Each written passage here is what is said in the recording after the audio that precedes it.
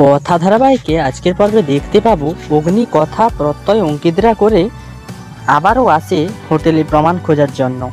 এসে ম্যাডামের থেকে রেজিস্টার খাতা নিয়ে দেখে ম্যান্ডির সাইন। কথা বলে অগ্নিকে ওই দিন পার্টি শেষ হয়েছিল কখন।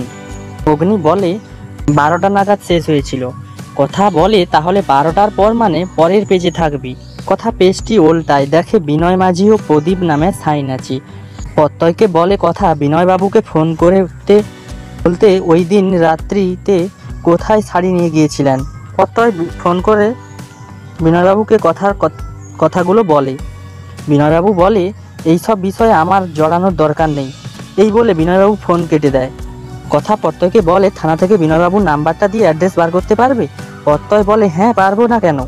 কথা বলে ঠিক আছে, কিন্তু আজ নয়, পরে একদিন যাব।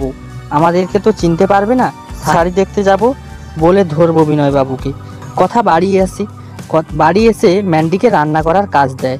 ম্যান্ডি সমস্ত সবজি একসাথে দিয়ে চিকেন রান্না করে।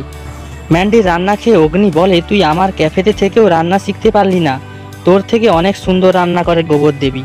তো বন্ধুরা, অগ্নিও কথা মিলে ম্যান্ডিকে বাড়ি থেকে সরানোর প্ল্যানে জয়ী হবে।